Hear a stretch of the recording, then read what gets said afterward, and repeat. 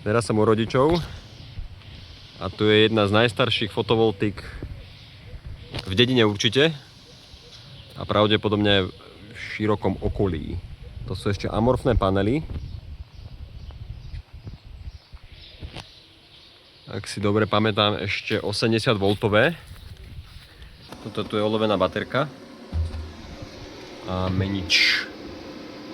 Teraz bude dávať menej, lebo sa zamračilo, ale som zvedavý, že koľko. 4 kW asi, akurát zasvietil slniečko. Takže úplne kľudne dobíjam IDčko s 13 A. Do 4,6. 4,9.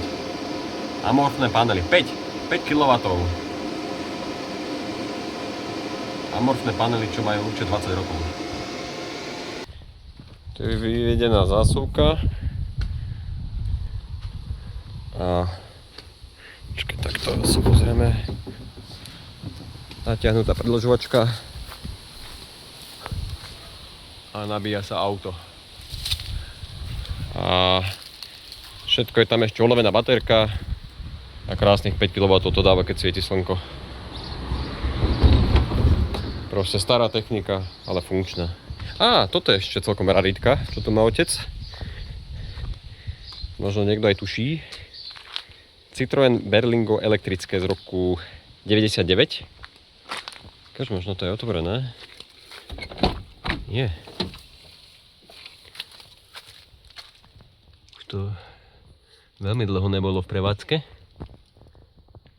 Lebo je tam problém s riadiacou jednotkou, ale aj s motorom, ktorý musel byť previnutý.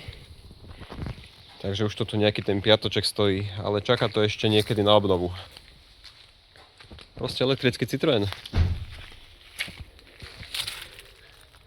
Elektrique.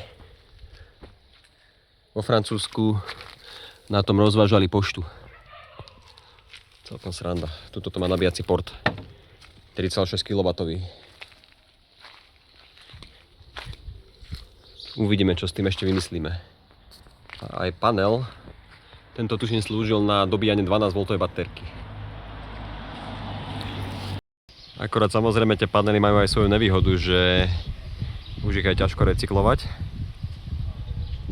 Ale myslím si, že oni si už dávno na seba zarobili. To ešte otec kupoval v podstate už vtedy, cez 10 rokov dozadu, ako použité už vtedy. Takže tuto už má sused pekne monokryštál.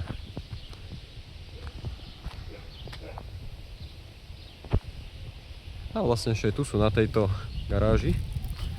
Takže sa to zjavne otec tu nafúkal kam sa len dalo.